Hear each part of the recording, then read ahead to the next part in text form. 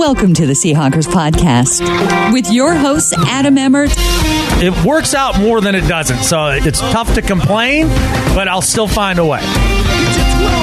And Brandan Schultz. Just score touchdowns. Don't get cute. Go after them. Go Hawks.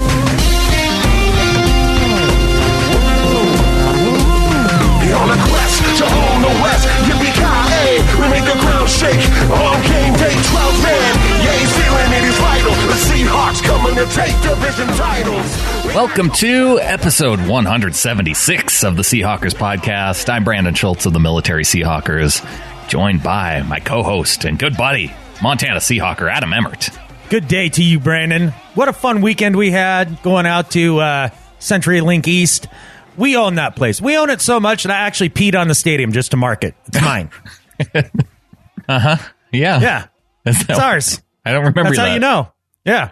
I mean, there's several places to do that. I mean, it was in the toilet in the bathroom, but still, yeah. I marked it. You marked your territory. Exactly. Like all the Seahawks fans did there. Like the Seahawks themselves did, man. They own the Giants that game. It turned out to be a really fun game, even though that the first half had you wringing your hands a little bit as a Seahawks fan. I know everybody was frustrated. I know you and I sitting in the stands, and we'll get into this a little later. You kind of looked at me and gave me a couple stats, and I was like, oh, yeah, okay, we're in good shape. Yeah. No, we're in good shape. We'll get into it. The Seahawks come away with a 24-7 victory over the New York Giants, as Adam mentioned, after going into halftime down 7-3. But we're going to talk about Russell Wilson's performance at the game on Sunday. We'll talk about Paul Richardson and a pretty memorable catch in the back of the end zone.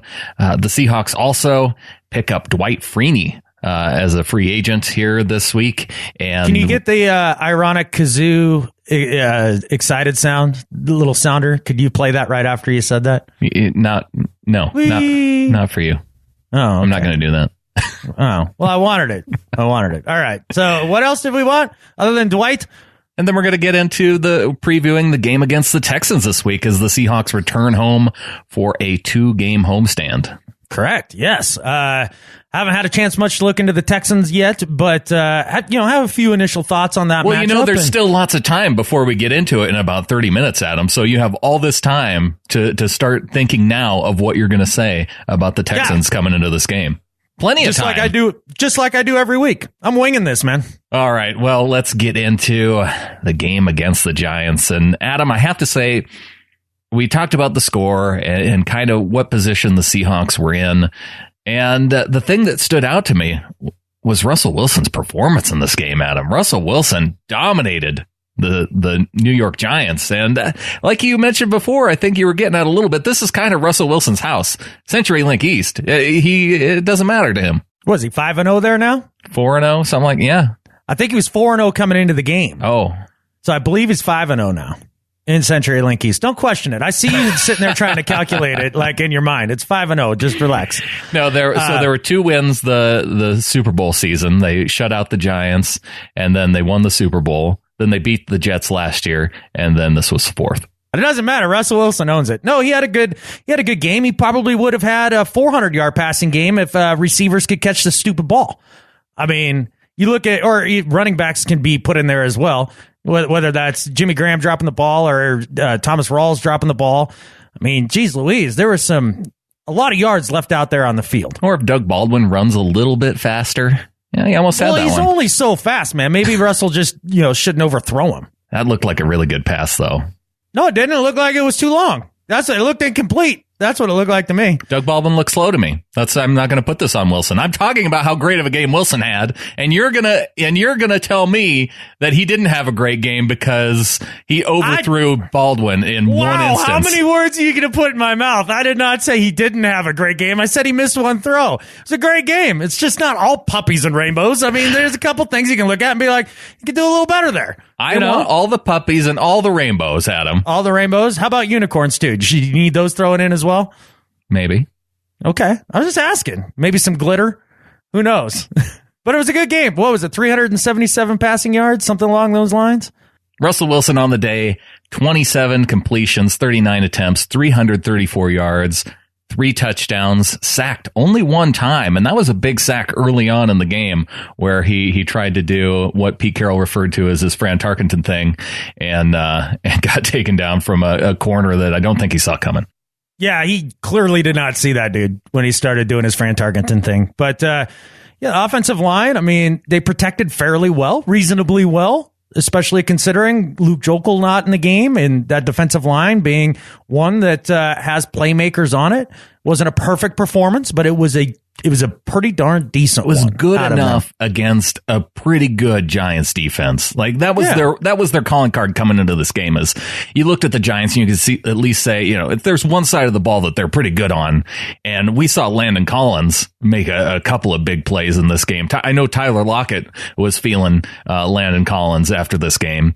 But I want to go back to Russell Wilson because this game for Russell was a sexy deep ball game. And yeah, okay, he missed the one to Doug Baldwin, but he did not miss the first pass, the 32-yard catch to Doug Baldwin down the sideline.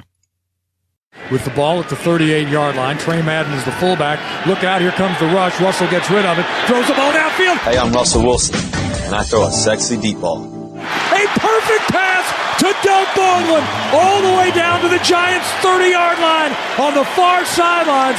Russell saw the rush coming right in his grill, and he threw a perfect rainbow shot down the left sidelines for a first down at the 30. Yeah, it was a heck of a throw. He got smushed after that too, man. He took a hit and still delivered a dime to Doug Baldwin there. See, that was a beautiful throw. Where he hits Doug Baldwin in stride rather than overthrowing him like we were talking about earlier. No, it was a fantastic throw, and he was able to move the offense throughout the first half. We saw him get out there, and the Seahawks converted on a few third downs. We were able to move the ball. The downside being is we killed a lot of those drives with penalties, or we got down in the red zone, and Darrell Bevell found a new binder of plays called the cute plays. And he ran a bunch of those down in the red zone, but just dominated the time of possession in the first half. They did. And yeah, the goal line stand, I want to get more into that too, but I want to focus on some of these sexy deep balls by Wilson because there were 3 in this game. He had a hat trick. Russell had a hat trick of sexy deep balls, including this time linking up with Doug Baldwin in the end zone. Second and goal from the 22. McKissick out of the backfield, and Russell's going to lay it up on the top. Hey, I'm Russell Wilson, and I throw a sexy deep ball. Doug Baldwin is in! Touchdown, Seahawks! Just as you start to lose a little bit of faith, Russell Wilson with a beautiful rainbow, and Doug Baldwin just runs away from the coverage into the end zone, and the Seahawks take the lead 9-7. Heck of a throw. This is a throw we've seen him make to Baldwin on numerous occasions over the years. It's one of the staples of the offense, and it's one of the throws that Russell just is really good at, that seam route. It was funny. I mean, even before the ball left his hand, I was like, there it is, touchdown. I mean, you just saw it coming. Great to see them link up. Doug Baldwin with that touchdown is now number 3 all time in receiving touchdowns for the Seahawks. He passes Joey Galloway on that list, and now he needs to track down Darrell Jackson. He's number 2, Darrell Jackson, huh? Oh yeah, I think he has around. It's in the upper 40s. I want to say 47. I was going to guess Bobby Ingram, but no, not Bobby Ingram. So, and then of course Steve Largent with a nice round 100 at the top of the list. Doug still has a little ways to go for that. Yeah, I'm thinking that's probably not going to be one that he eclipses in his career. Oh, he's got lots of time. I get all that, but I'm just thinking probably not so much. It's a lot of touchdowns. It's a lot of touchdowns. Russell has a lot of other guys to throw to. We saw Jimmy Graham catch a touchdown, and we also saw Paul Richardson catch a touchdown. The Seahawks get a turnover, and here he completes the trifecta of sexy deep balls for the game. 1st and 10 at the Giants' 38. McKissick gets the pitch. Now he's going to throw back to Russell back at midfield. Russell's going to look. He's going to throw deep. Hey, I'm Russell Wilson, and I throw a sexy deep ball. Back in the end zone is Richardson. He reaches up. Does he make the catch? It's a fight in the back of the end zone. It looked like a simultaneous catch. A defender as well as Richardson. It's a touchdown, Seahawks. Simultaneous possession goes to the offense. And Paul Richardson comes out of the pile with the ball. A little razzle-dazzle by the Seahawks. Covers 38 yards, and the Hawks put another 6 on the board. They lead now 16-7 over the Giants. We're 2 for 2, Adam. 2 for 2 on simultaneous catches.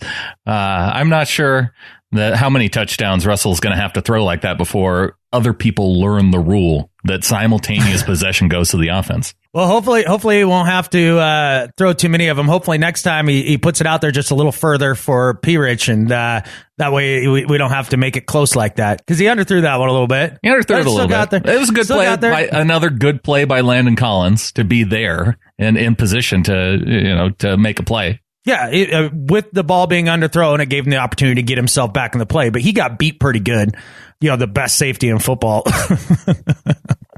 Ridiculous. But anyhow, one of the things that we always do, we bang on Darrell Bevell all the time, right? I took a shot at Darrell Bevell here earlier in the podcast, but one of the things that he does really well, and we should give him some credit for, he has great timing for the trick play. Yeah. And he usually pulls out one about every other game, maybe, about one, somewhere in there, half to one per game. And we've seen this particular one before as well, right? I mean, close your eyes and picture Marshawn Lynch pitching it back to Russell Wilson. You've seen that before. So he does a good job of picking his spots. And more times than not, it turns out to be a big play. Absolutely, yeah. We've seen it before. Jermaine Kearse, I know, was on the receiving end of one of those plays. Who's the other dude? Was it Golden? Might have been Golden. I can just, the bigger part of that play that I can always picture is just Marshawn kind of doing his awkward throw back to Russell Wilson. Yeah, McKissick maybe looked a little bit better with the throw back to Wilson. He played a whale of a game. Jaron Reed had a big game. There's a lot of guys to give credit for. And there's some guys that maybe we need to recognize that didn't have great games, because you talked about some of the cute trick plays, but some of them were good plays. They just weren't executed. Jimmy Graham on 2 passes, one of them for a touchdown, dropped in the end zone. They hit him right in the package. And then another one down the sideline, wide open, only had a safety to beat on his way to the end zone. That could have been a huge play. Oh, absolutely. That was a huge play. Those things are inexplicable. And I know I saw a lot of people in the Ring of Honor after Jimmy had his drops, especially Ron Pepper, just like, I'm over Jimmy Graham, get rid of him, tired of it. Like, just relax, man. Relax. Like, you had the greatest season in Seahawks history as a tight end last year. All right. He's still doing well this year. I understand that the drops have been frustrating. He'll clean that up. There's no doubt about it. I think one of the things that I'm starting to wonder about with Jimmy is he was much more reliable as a pass catcher in New Orleans. And I think part of that is that was a rhythm offense that threw the ball 50 times a game. When you're in an offense like this, where his opportunities aren't quite as numerous, I think he's having a harder time just mentally being prepared, because that's obviously a mental thing, right? The drops, it's like the shanks, it's like a virus. You just get it. Like, he's just got the drops. Well, that's the only way to really explain those 2 drops in this game, because those are relatively easy catches. Oh, good Lord. And then he makes that spectacular one later in the game. Yes, those are easy catches compared to the ones that he made. Right. And Graham said after the game, he was hard on himself after the game in an interview, said, no doubt. Yeah, he said he was going to be beating himself up for a couple days after the game on those catches. Right. And I understand that. It was good to hear him recognize it anyway. Well, I mean, what else are you going to do? And you heard Russell in his press conference come out and say that, he wasn't going to shy away from him. And in fact, he went right back to him all throughout the game. Like, he wasn't afraid to throw the ball to Jimmy. Now, one thing that was frustrating when they did get down there in the red zone was, the fade pattern to Jimmy, a jet sweep inside the 10. Just run the ball. I mean, we've learned something, right, over the years. I mean, there was a game where maybe we should have run the ball. I mean, when you're down right down there, I think that happened. I don't know. I've kind of blocked it out, but I think something like that happened. Just run the damn ball. Just run the ball. Run the ball. Especially when you get opportunity after opportunity after opportunity. And then you didn't even mention the throw to Trey Madden over on the left side. that could have scored if Russell hadn't dinked around. Like, he took a little extra time to set his feet. He watched him the whole way before he threw him that pass. Yeah, that ball has to come out quicker. Or look off one of the dudes. Maybe show that you might throw it to the other side of the field before you dump it off to Madden. Yeah, he may have been able to freeze the linebacker with his eyes. I don't know. Yeah, but it was close. I mean, that's a play that could have worked. And then Jimmy drops one. Well, if Baldwin catches it, he makes a move and makes the dude miss. But yeah, right. That's Baldwin. Exactly. Yeah. Yeah, Trey Madden's not Doug Baldwin. I can't even remember every single play that happened in that sequence down there. Why? Because there was a million of them. Right. Good Lord, punch it in. Like, you brought in Eddie Lacy to be the big bruising back, right? Friggin' give him the ball 5 times. Yeah. Like, if that's your guy and you're intent on doing it, which seemingly they are, then do it. I mean, I don't know how you decide which one is seemingly the guy when Thomas Rawls and Eddie Lacy both each have 11 carries in this game. They equally distributed the ball to both those guys. Yeah, so they give Eddie or Thomas Rawls first carry of the game. He picks up like 7 yards. Then they put him in witness protection, and we don't see him towards the end of the game. Yeah, they start off showing 4. I think it was 4 different running backs on 4 separate plays. Yeah, CJ Prosise gets injured. I believe it was the second play, and then we see J.D. McKissick out there along with Eddie Lacy. So they were mixing it up early on. Yeah, but they were running Lacy the majority of that in the first quarter through about the second quarter. Then Thomas gets a carry, breaks one, and in a perfect storm ends up fumbling. I mean, that's just tough. I mean, There's nothing you can do about that. But yeah, it was almost as if they were trying to start the game out with Lacy to wear down the defense and then close with Thomas Rawls. And I like that approach of using the running backs that way. The only problem is they have them flip-flopped. Flip-flop that equation, and now you got something. See, you want Thomas Rawls starting the game and then allowing Eddie Lacy to finish it off at the end. Right. Once they're tired and they can barely move, then let slow-ass Eddie go out there and run over him. Like, that's what you do. I don't know if it matters to me. It doesn't matter to you because you're a Lacy honk. And he still stinks. I'm not a honk. It's just that he doesn't stink. He's not good. Well, let's talk about Thomas Rawls because he did have one play where now they broke out the screen pass in this game. I was happy to see this, Adam, because they tried the screen pass. I know at least twice. I forgot that was a play. I almost honestly did. I had a hard time recognizing it, and I thought, I think I know what this is. I think what they're trying to do here by getting Thomas Rawls the ball on a pass. I think this is what a screen pass actually looks like. Out of the shotgun again. Russell takes a snap. Look out. Safety blitz is coming. Rawls with the screen pass near side. 40, 45. Puts his head down and runs right over a guy who makes the tackle across midfield. Had he bounced it outside, he might still be running. It's like he looked up somebody to hit. See, credit to Rabel for recognizing it, too. I know he hasn't seen it in a long time, but he knew. He seemingly knew right away. But Thomas Rawls, he had some open room. And he likes to be a little physical sometimes when maybe he doesn't need to be. Oh, 1,000,000% wrong, dude. I love that he sized that dude up and planted him on his ass.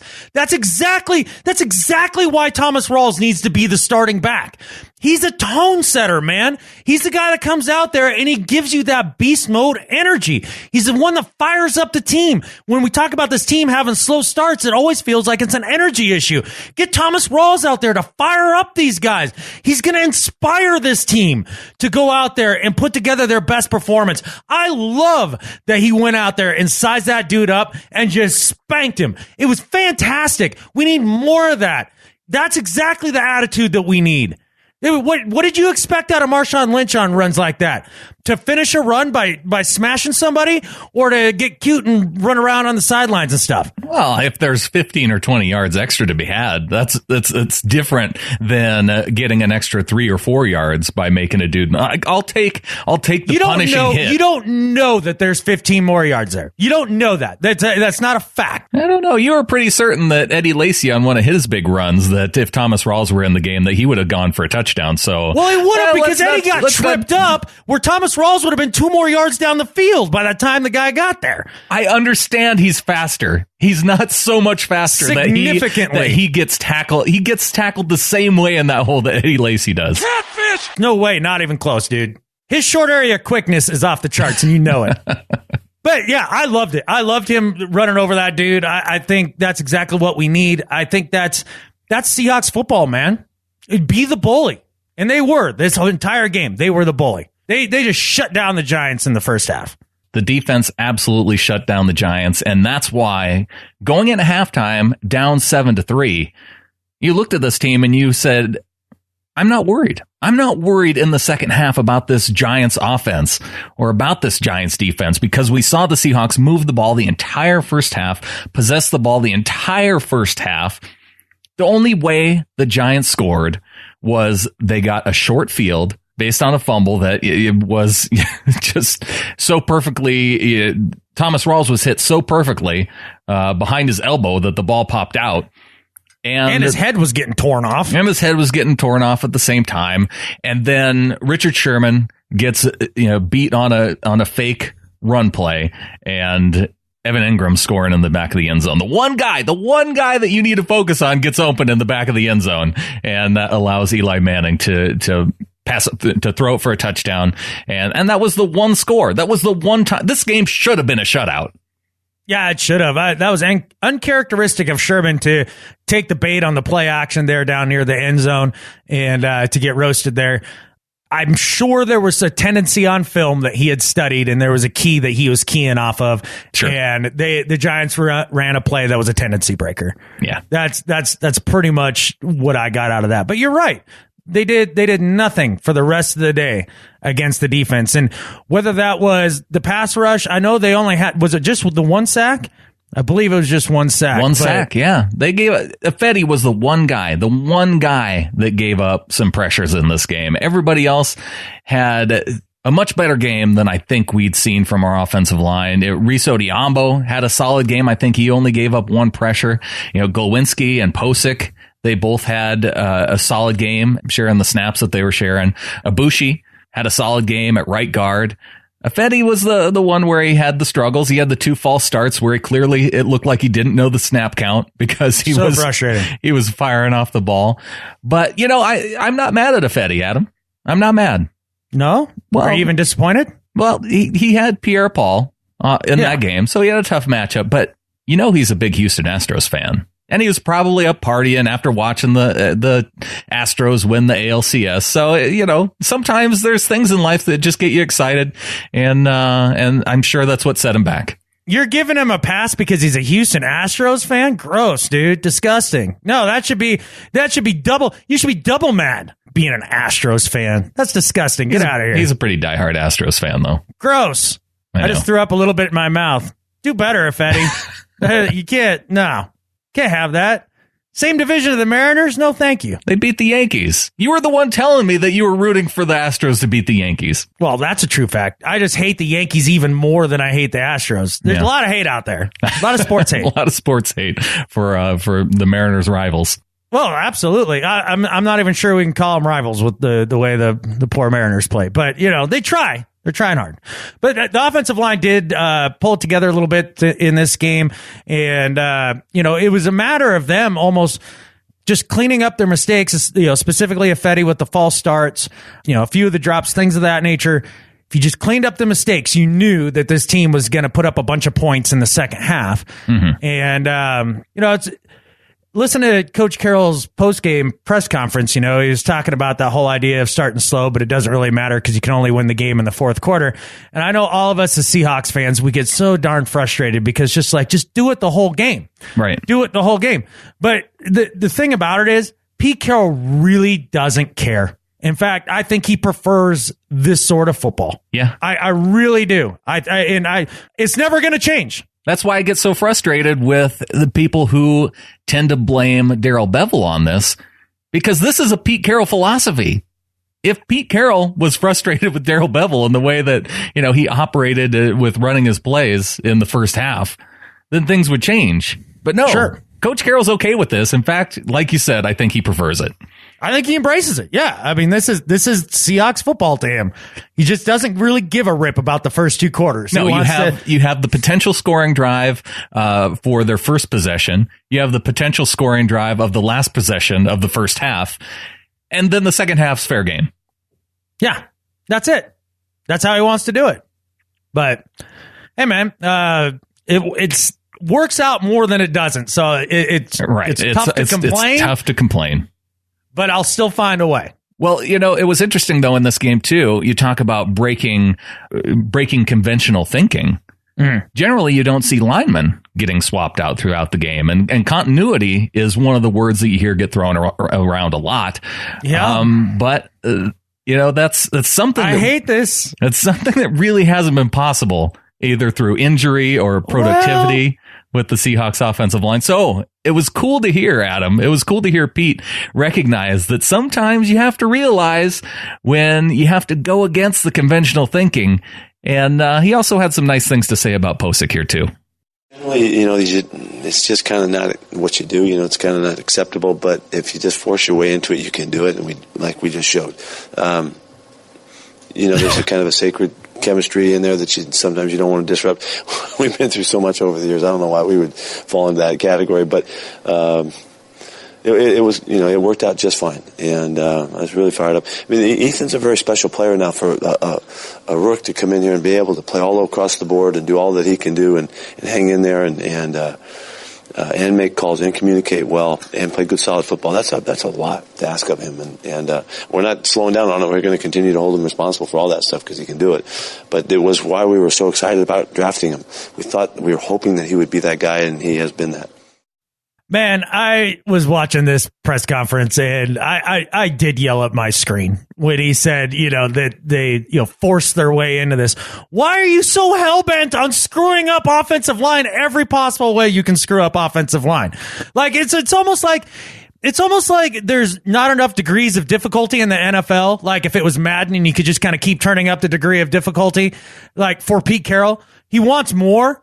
And so they force, and he's exactly right. They force themselves into this position. We don't have to be here and to be doing this. And yet here we are. And Pete just freaking loves it. And I freaking hate it. He's like, well, you don't want to mess with that sacred chemistry. Yeah, you don't want to mess with that. Come on, man. Like, it's okay to be a little traditional. It is. Remember Bud Grant? But Grant, I mean, I can't believe he doesn't get on the phone with Pete every week and just chew his butt out about this. I can't believe he doesn't. So you want him to just pick a dude? Yeah. I don't know how many times I've said it. Just pick a dude. Just let him do that. Pick a dude, pick a spot, and pick 5 dudes. And pick their spots.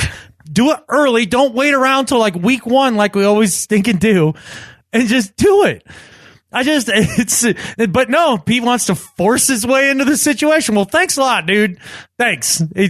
This literally is taking years off my lifespan. I know it is, just in blood pressure. It absolutely is. On my gravestone, I wanted to say something about the offensive line killed Adam Emmert.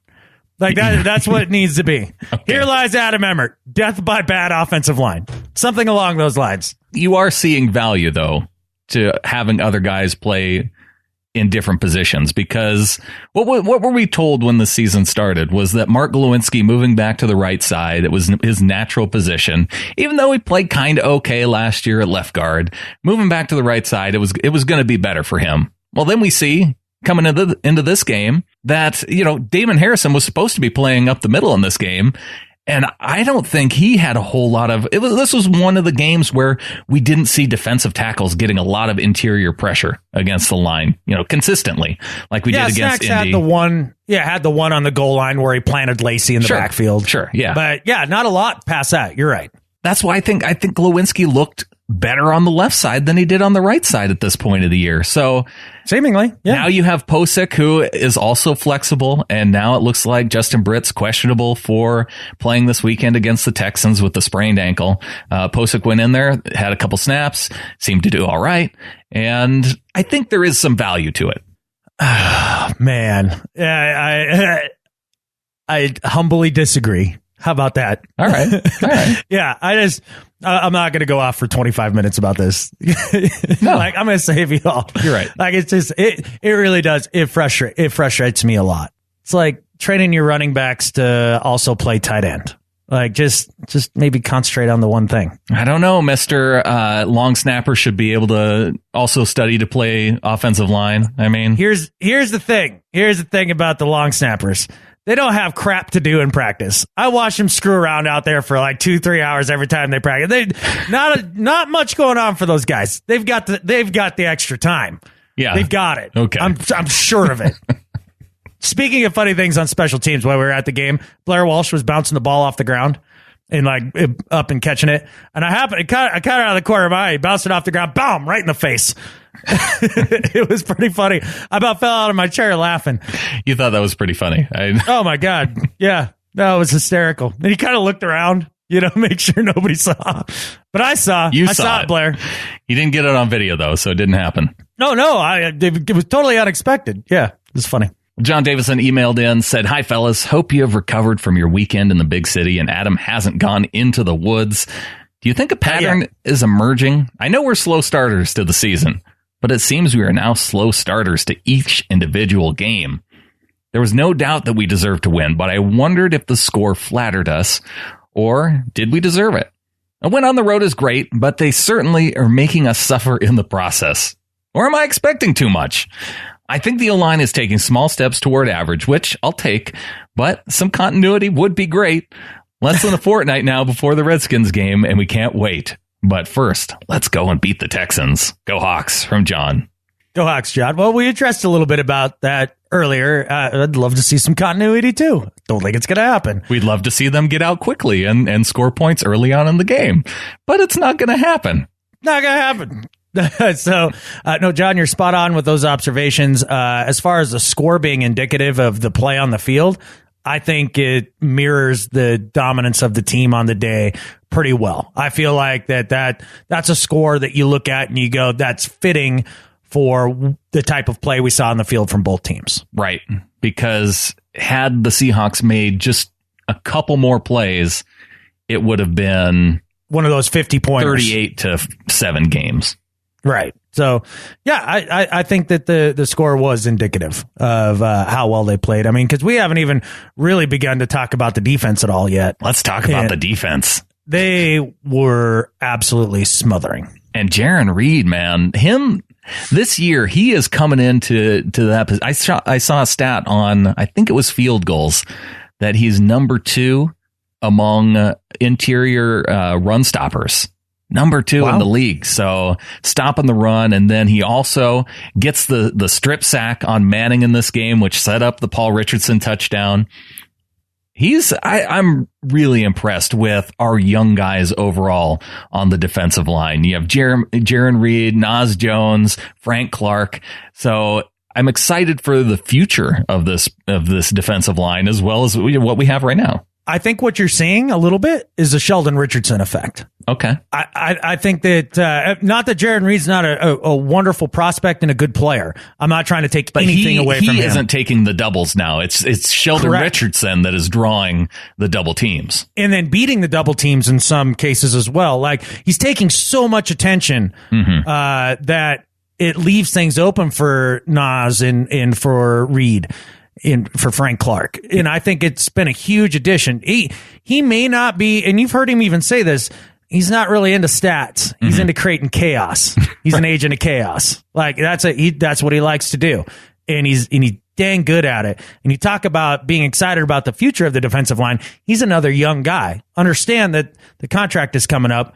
He's going to get paid. He is. Because if there's one thing I've learned about the Seahawks, this offseason here, is that they will absolutely pay for defensive linemen and they will absolutely not pay for offensive linemen. It's just a hard and fast rule. That's the way it is, and that's the way it's always going to be. That's really good news for Sheldon Richardson. Yes. Oh no, it's great for all their deals. Not good news for Luke Jokel, but really good news for Sheldon Richardson. No. And I don't know how much Jokel would get paid on the open market. I think that's a guy that maybe they are able to re-sign. I don't know. But probably won't. Just won't do it. That's fine. We'll just find Find another 8th grader to play. Don't get your hopes up over it. I wouldn't be counting on it. No. I just, whatever. It's going to be what it's going to be. But the defensive line in this game, getting it done. You had Earl Thomas. You had Cam Chancellor out there making some big plays. Richard Sherman setting the edge a few times on some running plays.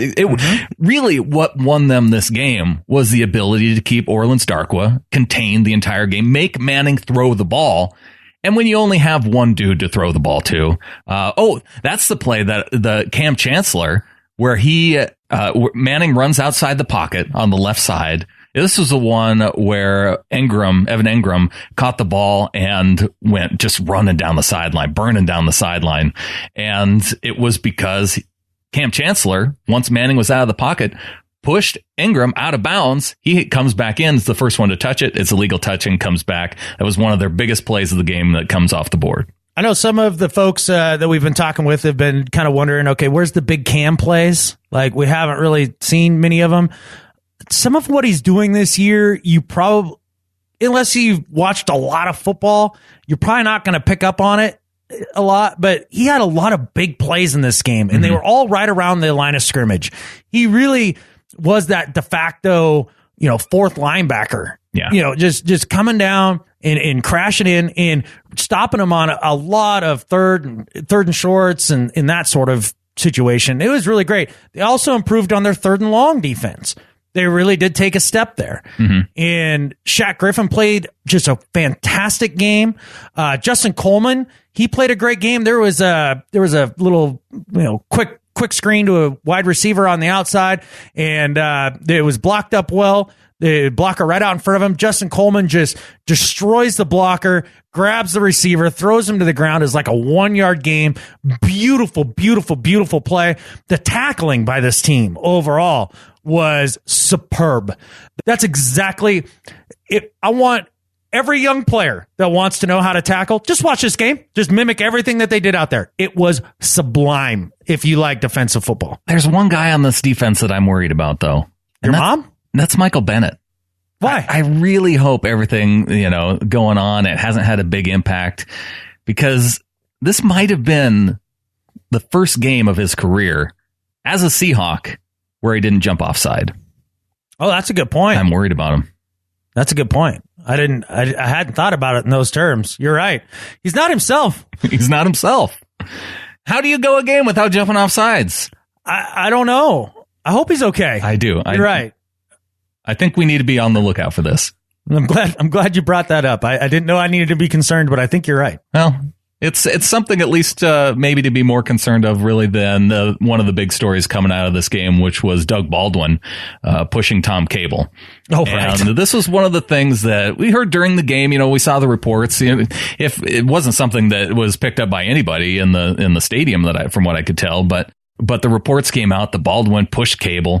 And so you thought, oh man, Baldwin must have really got up in his face and was like really, right. Kind of intimidating. Had a Sherman meltdown? Had a Sherman type meltdown. And that was not the case at all. Hearing the explanation from Pete Carroll saying that, he told Tom Cable to go over and have a talk with the offense. Doug Baldwin was saying that Russell Wilson had already kind of gathered the offense together to start speaking. And when Cable came over, he was trying to give Russell Wilson a chance to say his piece before Cable came in and gave his. And it wasn't a malicious push. It was kind of like that. Okay, hold on, just a minute, hold on. And that's the way I ended up seeing it in the highlights after the game. Yeah, when you saw the alert come over your phone, it sounded much more malicious. And then you go back and you looked at it and you're like, oh, okay. It's not like he was getting in Tom Cable's face to give him the business about something. You could definitely tell it was just like, hey, hold up. Yeah. Hold up. And I mean, yes, he went over the line and you probably shouldn't do that. Right. And Baldwin said, yes, that's not okay. Pete Carroll said, yes, that's not okay. They're an emotional team. These are emotional guys. But the story really checks out to me on this level. I remember in a sound effects, I believe it was the Vikings playoff game, and Doug Baldwin is getting with Russell Wilson towards the end of that game, and he's in his face saying, "You will lead us out of darkness. You have to, wherever you go, we will follow you. You'll be the one who leads us out of the darkness." And I think he's the guy. I think he's the guy that goes to Russell and is like, hey, we need you right now to do this. Yeah. And I think he gets amped up, which then gets Russell going, and then that gets the whole team going. He's the catalyst. He's a spark plug. And as he's harnessing that emotion to try to get all this, set the wheels in motion to get Russell to fire up this offense, that's right when Tom Cable comes over, as per what Pete Carroll told him to do. Right. It just was unfortunate timing, and then it boiled over for a half a second. And you heard everybody say that Doug always has the best of intentions. Like, I don't know that Richard always has the best of intentions. I think sometimes he just loses it a little bit. Like, I don't think Doug was definitely in the right frame of coming from the right spot, maybe just emotionally not quite in the right space in that exact heated moment. And there's a reason. There's a reason why we see emotional outbursts like this. And maybe not on other teams as much as we see it on the Seahawks. And it's because Pete Carroll, he took the blame for it. He says, yes, these situations are absolutely my fault. These guys know how I am about it. I expect them to operate at a high-pitched level of emotion and expect them to be able to function like that. And I've numerous times over the time we've been together, we talk about, sometimes there's that line, and you can cross it or you can be poised and not cross it. And when somebody does lose it or get across it, somebody else, the next one's got to take care of them right there. That's about rule number one in the program, about protecting the team. And if you're going to ask your guys to go that far, sometimes they are going to cross. And so we have to understand that. So maybe that's why there is some understanding, and we work with it, and we try to help our guys grow to become comfortable at a almost a frenzied pace at times, and a frenetic mentality, so, like I said, that's my fault. I mean, I'm the one that orchestrates that, but I'm okay about it because I think we can manage it. He wants players to play to a level of intensity that's right on the edge. Right, and it's not just intensity, like it's emotional intensity, right? Like, I think this is one of the reasons why this iteration of the Seahawks is one of my favorite teams of all time. I'm a really emotional guy. What? And like, I know that might shock you. And I am at my best when I can harness that and, use it right to the edge. And I'm at my worst when I cross that line and it all unravels. Mm-hmm. So like, I understand that, like, razor's edge that between taking yourself to your best level and then also to where it's so counterproductive it brings you to your worst level. It's a high wire act, man. And Pete Carroll, for the most part, has managed it well. But that's why it's one of the reasons why I love this team, is because it's a reflection of how I do things, and I find it fun to watch. It's probably very frustrating to other people, which I get. Well, one of the reasons I like this team so much is because they are determined to focus on improving the defensive line. We saw it earlier with Sheldon Richardson, bringing him in. And now with Cliff Averill going out, the Seahawks go out and they sign veteran pass rusher Dwight Freeney, a future Hall of Famer, to play on the defensive line with the Seahawks team. It's like bringing in Jerry Rice at the end of his career. Who cares? This is such a waste of money. Jerry Rice, the thing is that Seahawks team that Jerry Rice came to play for was not a playoff team. This is a playoff team. Who cares? He still couldn't play at that point. Jerry Rice he contributed tiny bit, and then he went to the Broncos and couldn't even make it through the preseason. That's the Broncos' problem. While he was playing with the Seahawks, it's an age problem, dude. He was just ancient. That's just fine. Like Dwight Freeney is now ancient. He's ancient, and he will still be able to contribute. No, he won't. That's why we haven't seen him play up to this point of the season. Mark on Facebook says he is old and would not be worth the investment at this point of his career. If he could still play at a high level, he would be on a roster somewhere. And that's why I think at this point of his career, he can't play a full season. We know that, but he can play half a season. And he can come in situationally on third down and play that Cliff Averill role, and he will have production on this team, Adam. There is no possible way, dude. I don't know how you can sit there and say he can play half a season. You get to a point and you can't play any of a season. He's too darn old, man. This is a waste of money. And you made fun of me on the Facebook page that I was going to freak out about this, but actually when I saw the signing, I was mad about it, but I was like, I'm not going to freak out about this on the podcast. It's super frustrating to me. that's just every dollar spent on something wasteful like this is just another dollar you can't throw at somebody like Brandan Albert. So, you sit there and you tell me, well, you can't afford Brandan Albert, you can't afford him. Well, here you go. This is why. Well, Brandan Albert wanted to retire. That's why he's not playing. He wanted what? He retired. Oh, he officially retired now? He said he was retiring. Whatever. Either way, I mean, he came to Seattle for a visit, so he's obviously interested in playing. But whatever, it doesn't much matter. I think this is a terrible signing. I mean, other than maybe he is going to be a good locker room presence. Absolutely. But I'd be more interested in seeing Dion Jordan. Dion Jordan, yeah. I'd be much more interested when he becomes healthy, seeing him get some of those snaps just to see the 96-year-old Dwight Freeney. I mean, I've watched it. I watched him the last couple of years that he played, man. Like, with the Chargers, like, yikes. Yeah, with the Chargers, it wasn't so much, but when he was in Arizona. Was that the most recent? Was that the most recent year? No, Atlanta was his most recent year last year. Okay. And he played 2 years in Atlanta, correct? He played 1 year in Atlanta, 1 year in Arizona, 2 years in San Diego. Okay. And San Diego was I think they were playing in a 3-4 versus the 4-3. Okay. And Arizona's where he had his most success just 2 years ago, 8 sacks in just 11 games with the Cardinals, caused 3 forced fumbles. And I think he was a big part of the playoff run for the Cardinals as well. That was the 1 year where they went to the championship. How old is he? 37. There you go. Look, this is just like signing AP. Like, yeah, he had a great year 2 years ago, but now he's 2 years older. Yeah, in Arizona, they ran him down for 1 game. The Seahawks aren't going to run Dwight Freeney out there and make him play, 60 plays a game. They're going to use him situationally. Fine. It's waste of time and money. The resources that could be put somewhere else. I'm not going to go on and on. I can't wait to see another Seahawks player in the Hall of Fame. Dwight Freeney, going to be one of those guys. I like this, Adam. I know, and I hate it. So I'm glad we put a bow on that.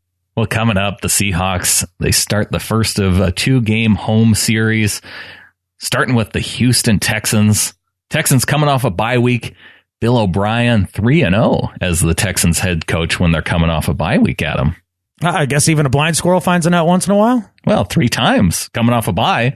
He is good for hunting for nuts as the squirrel during the bye week. I guess. I mean, maybe the only explanation I can give for that is he actually needs 2 weeks where every other coach needs 1 week to prepare for a team. He clearly needs 2 weeks. He actually needs the 2 weeks. Right. He's not a good coach. Well, I also like to look at things historically. And the O'Brien stat's one of them. But do you know when the last time an AFC team actually won in Seattle? That's a pretty darn good question. I'm going to guess it was a Tavares Jackson year, 2011. Ooh, that's a good guess. It was against the Cincinnati Bengals in 2011, where the Seahawks lost 34-12. Russell Wilson hasn't lost to an AFC team in CenturyLink. That's a cool stat, but way to jinx it, dude. Jeez. But well, I pre-jinxed Bill O'Brien by saying that he was undefeated coming off the bye week. So you have offsetting jinxes? We have offsetting jinxes. Do we replay first down now? That's pretty funny, man. Yeah, so generally, in a game like this, I think when we looked at this team coming into the season, right, you worry about that Texans defense. But this time around, and this is why you don't make predictions early on in the season, now Correct. It's the Texans offense that's looking like the superior side of the football in this game. One of the top 5 offenses in the league right now, Deshaun Watson, 15 touchdowns, 5 interceptions, the most touchdowns by a rookie in NFL history through the first 6 games. Yeah, he's playing at a high level. I believe the rookie touchdown record for a season is 26. We know that because Russell Wilson has that record. He's tied with Peyton Manning for that record. That is correct. Yeah, Watson's having a pretty darn good year, considering he didn't even start the first, 2 games? No, the first game. He didn't start the first game. It was 30 minutes into the first game when they decided to pull Tom Savage and put in Deshaun Watson.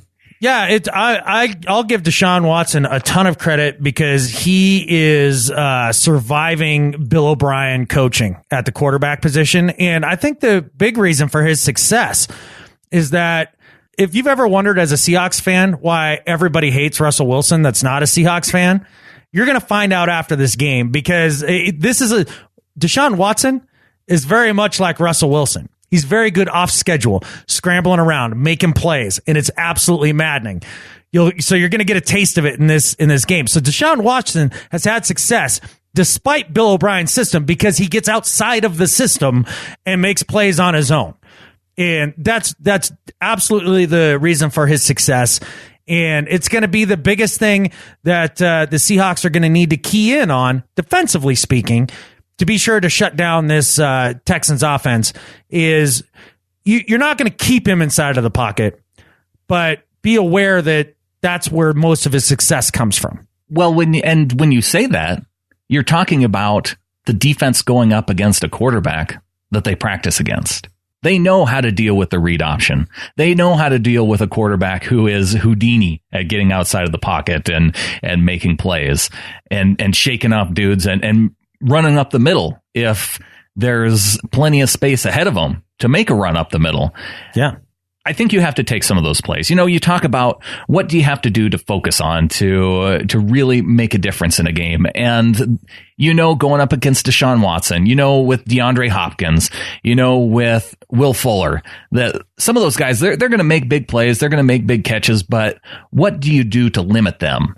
And when you have Dante Foreman, you have Lamar Miller, and you have Deshaun Watson, and those three guys have been pretty equal in the amount of rushing the ball. Clearly Lamar Miller, Dante Foreman are kind of their main two backs, but Deshaun Watson's going to get some runs too. If you can limit them in their running game, that's the key to beating the Houston Texans offense, because throwing deep passes like they have been to Will Fuller, DeAndre Hopkins, that's why we have Earl Thomas. Deshaun Watson has not gone up against Earl Thomas yet this season. No, and he hasn't played in the clink either. Rookie quarterbacks coming to the clink. I mean, we saw Carson Wentz do it last year, right? Mm-hmm. Rookie phenom quarterback having a good year, and then he came in and struggled. And it's not because Carson Wentz isn't good. I mean, clearly, look at him this year. But your rookie year on the road in the clink, good luck with that. Just seriously, good luck with that, because the noise level truly is different. And I'll tell you how I know that. Sitting in the Giants game, listening to that crowd, like, I think you said it best, Brandon, while we were sitting there. You're like, I could give somebody a phone call right now and have just a clear as day conversation with them. They'd have no idea that there was any background noise. They'd have no idea where I was. And they were up. They were up. And on first and second down, it was you could call your buddy and make a phone call. It wasn't until third down when the announcer said, "Okay, third down," then everybody started making a little bit of noise. They made a little bit of noise, but yeah, it's totally different. This is why, Adam, I think it was good for you to see what it's like, what other fans are like in different stadiums. Yeah. So remember how I used to get up and yell at fans when they weren't, making what I deemed to be enough noise? Uh-huh. I realize that they're still doing better than pretty much everybody else out there now. Like, yeah, the Giants fans were definitely lazy that way, and our fans are definitely at least a factor of 10 louder, right? I mean, there was when we walked into the stadium, there was a PVC pole in the air with the cord like electrical taped all the way up and down it, and the microphone on the top of it like electrical taped up there. Yeah. And I remember looking at you and being like, "There's some redneck engineering right there. These are my people. Whoever put that up those are my people." And it happened to be right in front of our section. Right. And I don't know if you noticed, Brandon, watching the game, but if you listen to the broadcast, you'll hear Seahawks chants started all throughout the first half, and it seems pretty loud. But what it is it's one dude with this huge bushy beard that was sitting down in the front of our section, standing up and starting the Seahawks chant, and maybe 7 of us about 10 rows back, and it sounded pretty loud. They were pumping in the crowd noise. CBS had to pump in the crowd noise to make it sound loud on their telecast. And how I know it was loud is those Seahawks chants sounded super loud in the background, and it was literally like 7 of us. It was maybe 15, but it wasn't a large group of us for sure.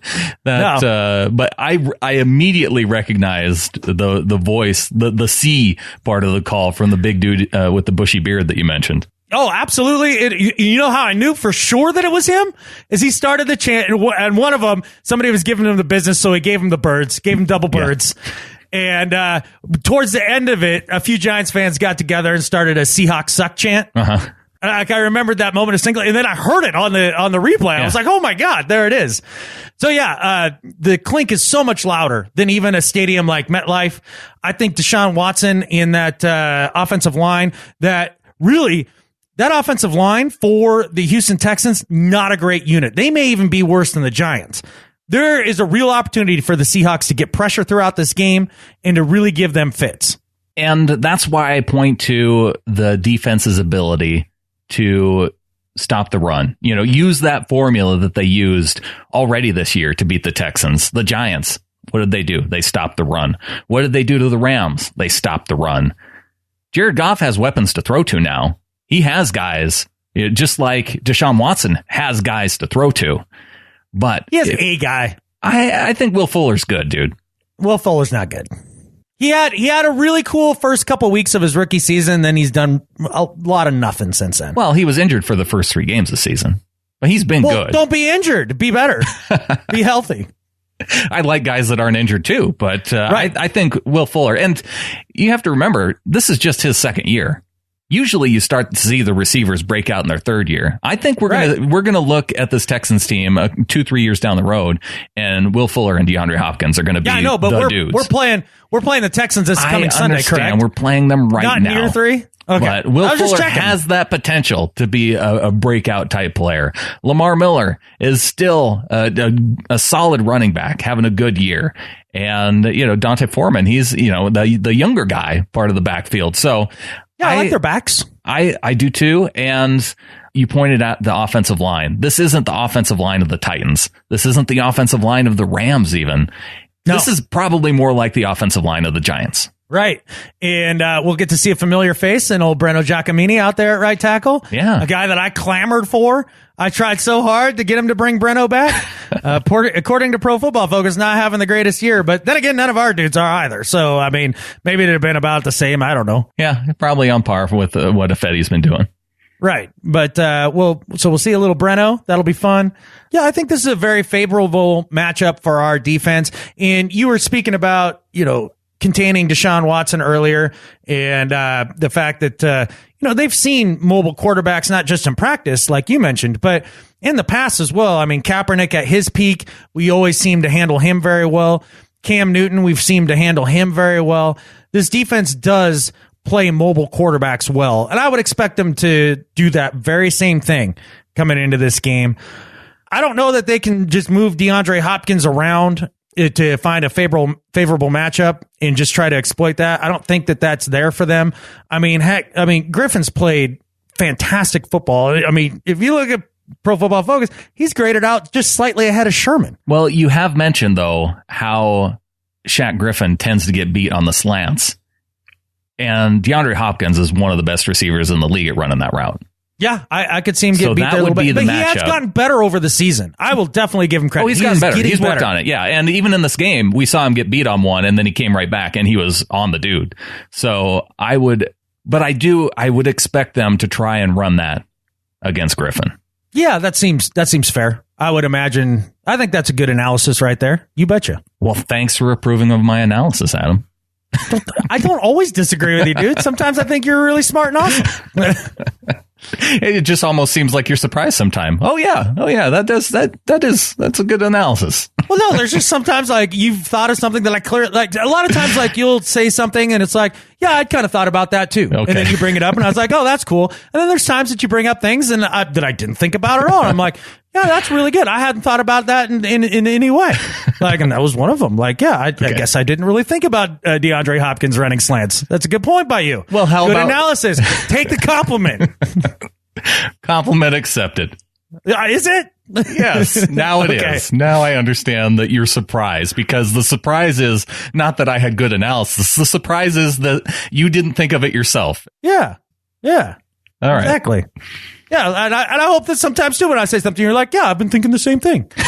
I think that happens quite a bit. It does. It happens quite a bit. Well, let's talk defense, because the Texans defense, I mentioned it before, that's generally the position group that you worry about on a Texans defense. But J.J. Watt is out. Whitney Merciless is out.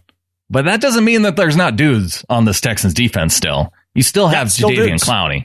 You have the dudes up the middle, Christian Covington, having a pretty good year. You got DJ Reader having a pretty good year on the defensive line. Who are these guys? I don't know. Apparently they're having good years. Okay. I've never heard of them before, ever. Okay, well, let's talk about dudes that you have heard of. You've heard of Jonathan Joseph on the outside at the corner. Yeah, he's a solid corner. No doubt about it. So they have a solid corner. They have a solid pass rusher. Those are the dudes. And Clowney. Yeah. Yeah. Jadeveon Clowney is the guy that you worry about. And going up against Reese Odiombo, you hope that Odiombo is he's up for the challenge in this game. Well, we'll definitely see. I would imagine they'll move Clowney around quite a bit and then try to work him in with some stunts and things along that line as well. Oh, yeah. It's not going to be one-on-one with Odiombo the whole game. But right. This secondary and their linebacking core is vulnerable. I mean, for a team in the Seahawks that is definitely better in the throwing game than in the running game, I definitely look for Russell Wilson to have another large game where he's going to string together two here. I think that this is a game that the Seahawks win by probably 2 scores when it's all said and done. Oh, even a game against the Texans that, they're the hot team right now, it seems like. Everybody is saying, oh, look at the AFC South and Jacksonville and the Houston Texans. And Titans. And the Titans, right. Yeah. Yeah. Yeah, I think there are a bunch of decent teams that are slugging it out among one another. And so they look, since it's always close between them and they all, kind of look decent against one another. I don't know that any one of those teams is a world beater. I really, with the injuries, before the J.J. Watt injury and the Brian Cushing suspension and who's the other defensive lineman that they lost? Or right about the same time as J.J. Watt. Merciless. Yes, Whitney Merciless, another standout guy. Yeah, but before that, then now I'm scared. But with this crew of guys on the road, nah. I think Watson makes one rookie mistake throughout the game that really does kind of change the tide here, and you see the Seahawks pile on late, much like they have throughout the season. Win this thing by 2 scores, score over 20 points again, back-to-back games. I like it because I look at these two teams, especially in the two defenses, and the Seahawks, number 1 in the league in giving up in limiting touchdowns once an opponent's inside the red zone. Although the Texans have scored a lot of deep touchdowns, but Seattle also good at stopping those. Like I said, I mentioned Earl Thomas is on this team, right? That's going to be an important factor. Houston over the last 3 games in the red zone, they're over 60% at giving up touchdowns. So red zone opportunities going to be for the taking, I think, in this game against the Texans. So just put away the cute play binder and score touchdowns? Just score touchdowns. Don't get cute. Go after them. Yeah, you don't want to see much of Blair Walsh except for extra points? That's it. And kickoffs after touchdowns. There we go. I like it. He needs to stay his lane. All right, Adam. Well, what do you say we stay in our lane? We come back after the break and we get into some do better at life and maybe talk about the trip a little bit more. Yeah, absolutely. Stay tuned for that. We had a great time. Be sure and check out Seahawkers.org for all the Seahawkers chapters around the country. Adam and I had a great time hanging out with Seahawks fans out in New York. Man, so much fun. We went to Carlo East on Saturday night, after talking to Patrick last week, hung out at the bar there, got to talk to TK and his wife Shoko for a while, talked to Doug for a while, and saw MK and Josh there as well. Lots of cool. Christian showed up for just a half a tick, and then because he flew out from Norway, had to bail out. But lots of good people there at Carlo East hanging out that day.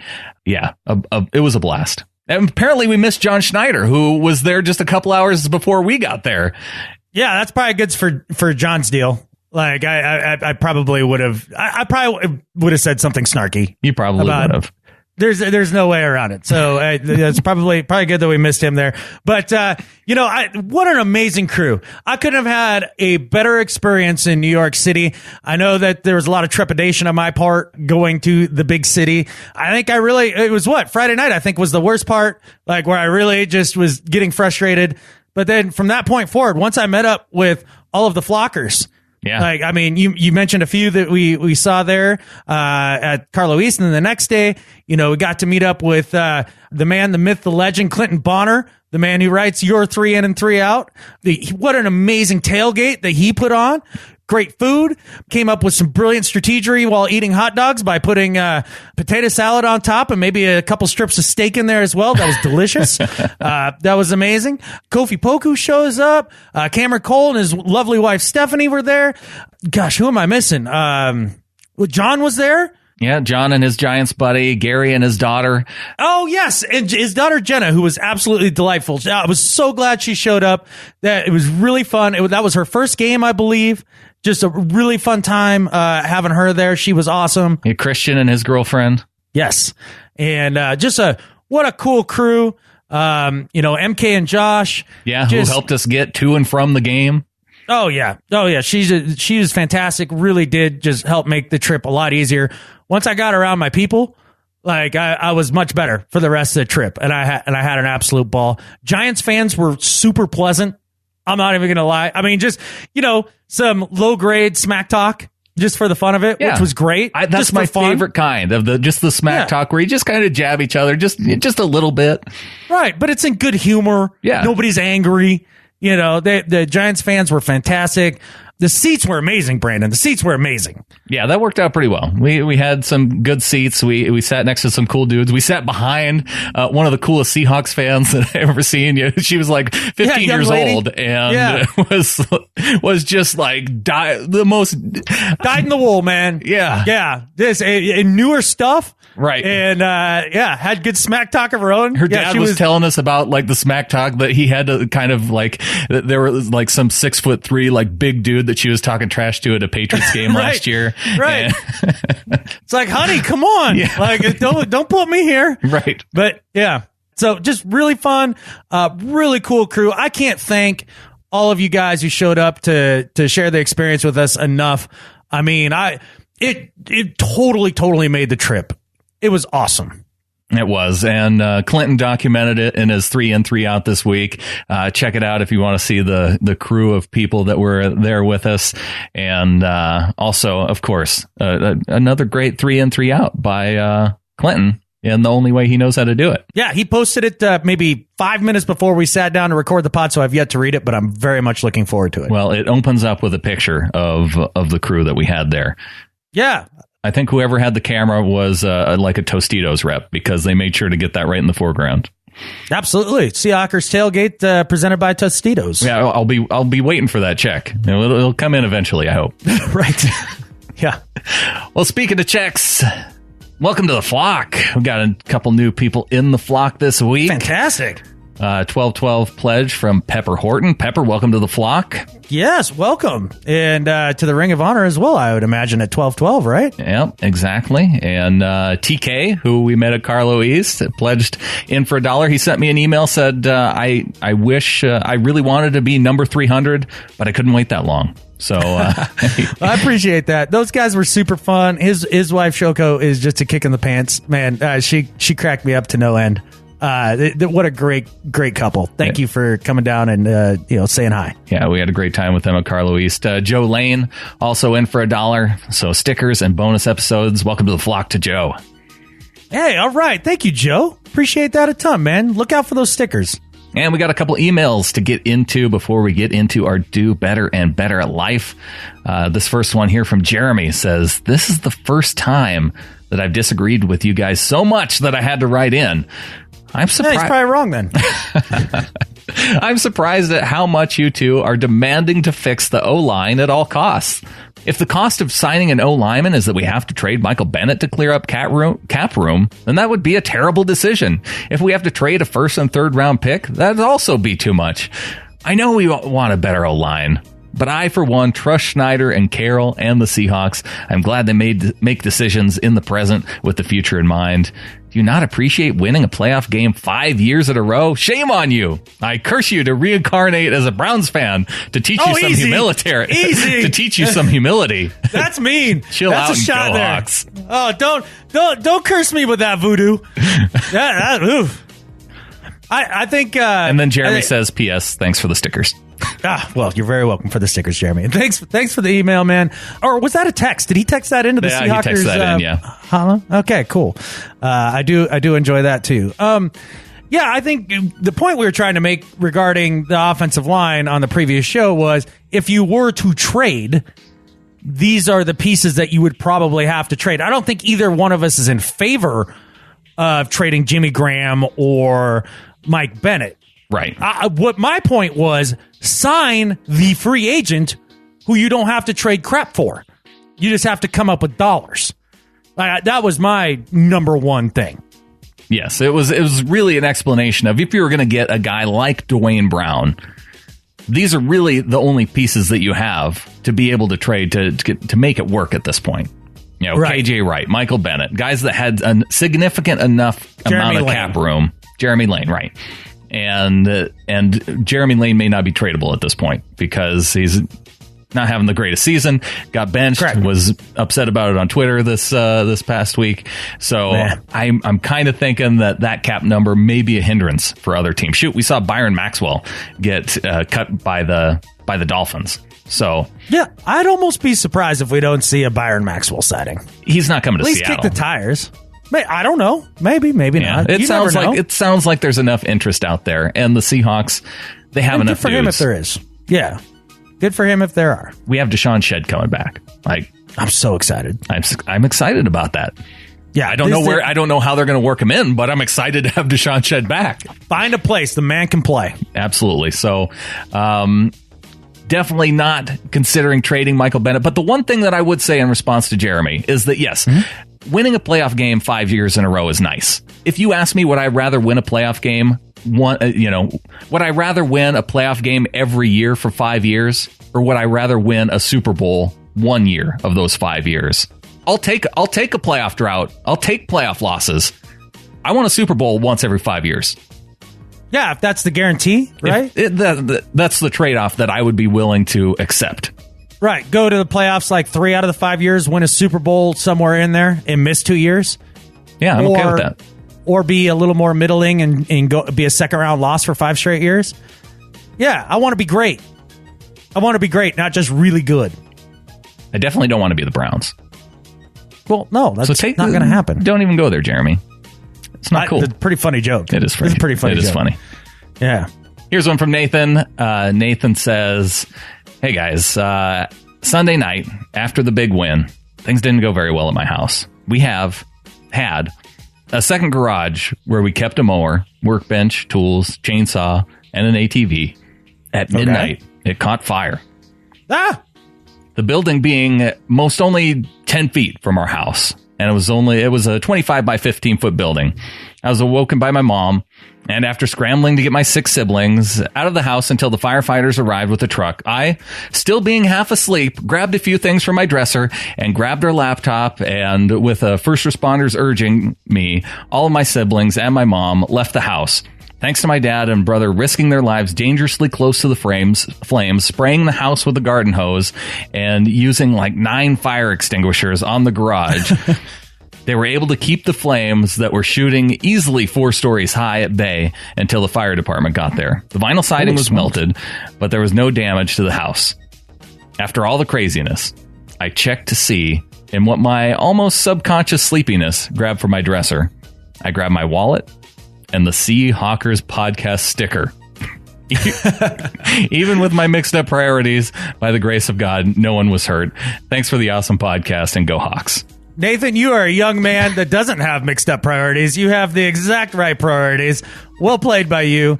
Sorry to hear about the fire, dude. Like that's crazy. But he said that it was like their second garage, right? Right, yeah. I can understand why you'd have 2 garages if there's like 7 kids. Man, you guys have a huge family. That's crazy. But yeah, sorry about that, man. But thanks for the email. That's kind of a dramatic way to spend your Sunday evening, no doubt. No doubt. And yeah, a lot of good work. Glad you're okay. I'm glad everybody's okay. Definitely. That's the big part. But yes, we do appreciate you listening and appreciate you saving the sticker. It's a good thing. Yes. Pseudo better at life. He's an honorary better at life than Skip Bayless. There you go. Yes. I like it. One quick review before we get on to Do Better and Better at Life from Dookie Bear in the iTunes store.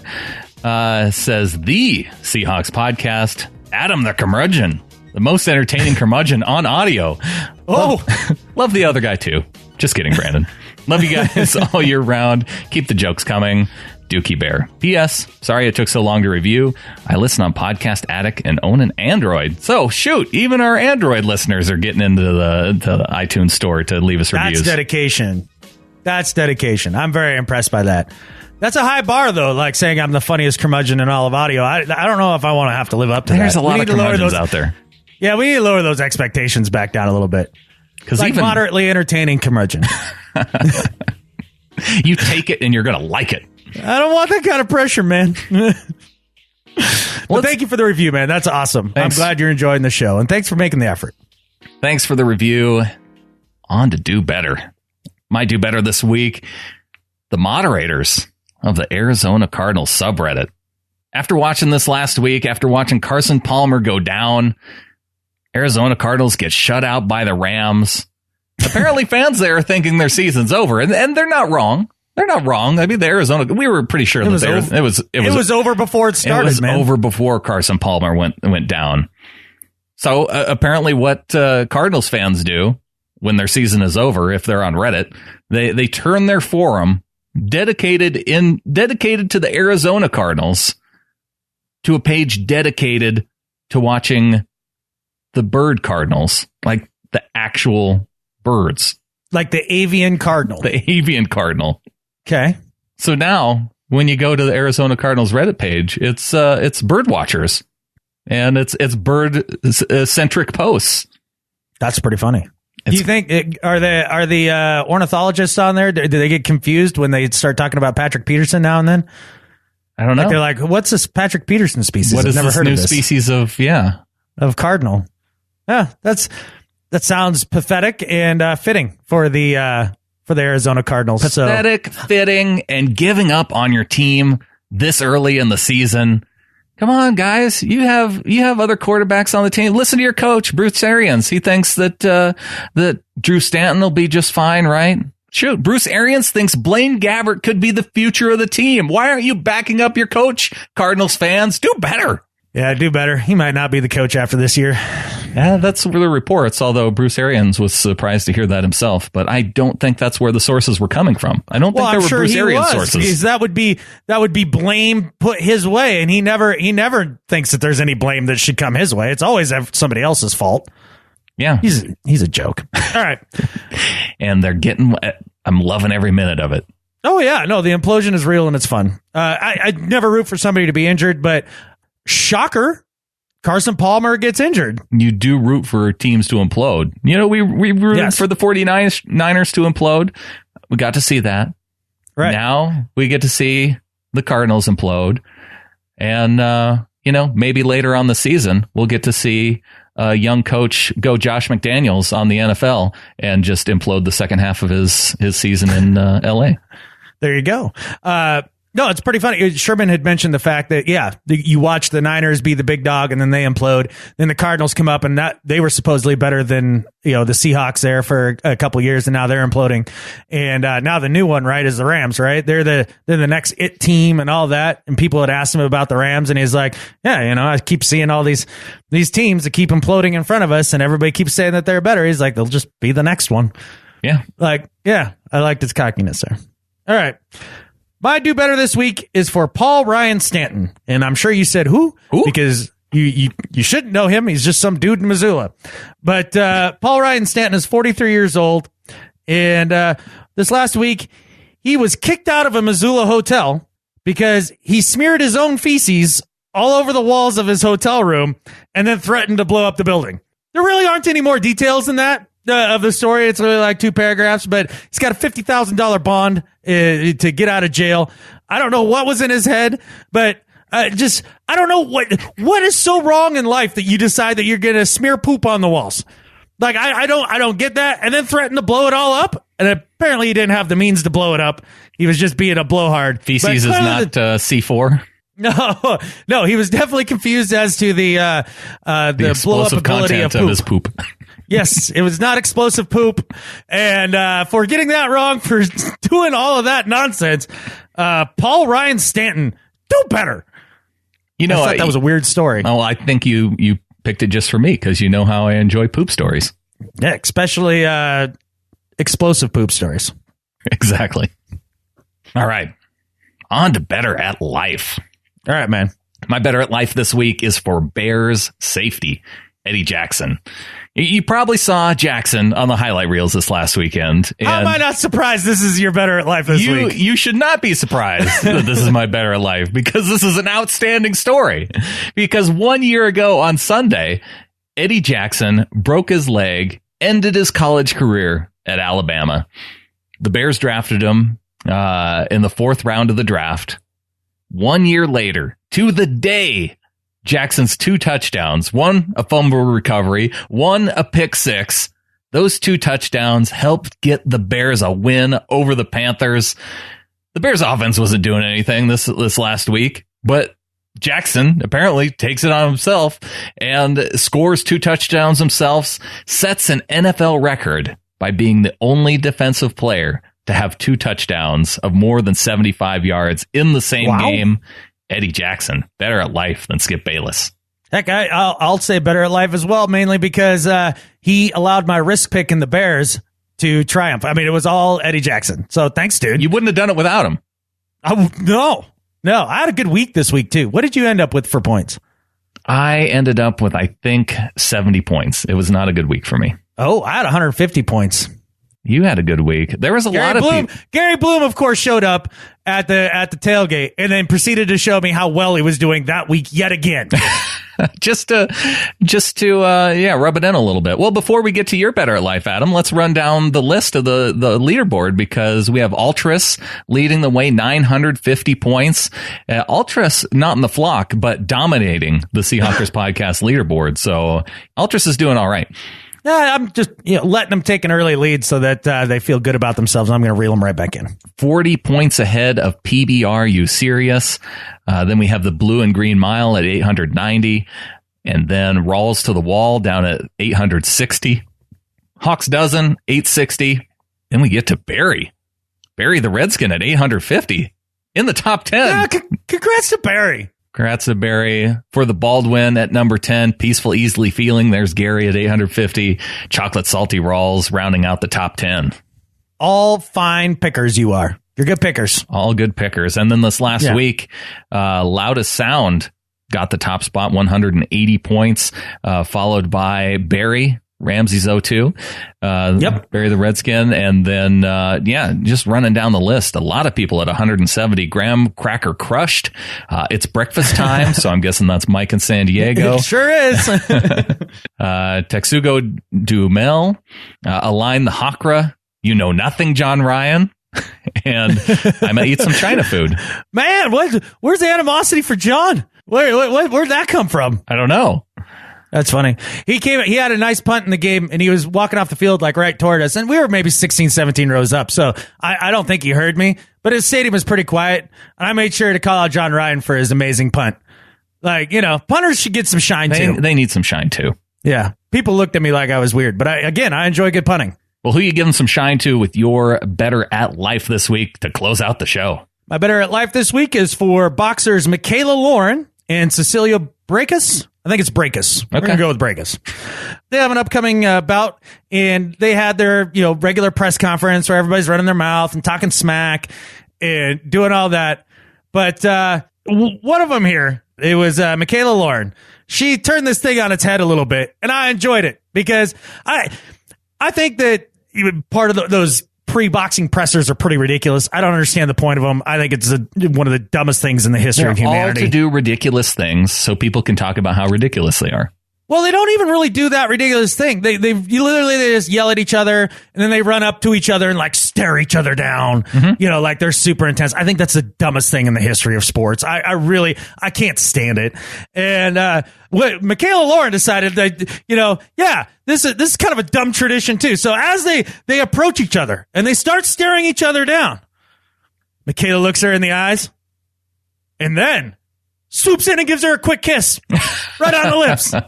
Breaks the entire everything. It's like breaking the fourth the fourth wall in film. Like you just do something crazy that totally breaks the entire the mojo of it. And what's great is that I guess it was Breakhouse who was initiated Kiss. it. Okay. Right. And so basically her first reaction was to shove the other gal like away, right? But within a half a tick of that, she's losing her catfish. Like she's laughing so hard. Like it was hilarious. I love the fact that they broke the whole thing of this and made it into something that I thought was actually entertaining for a change. So Michaela Lauren and Cecilia Bruckhouse, better at life than Skip Bayless.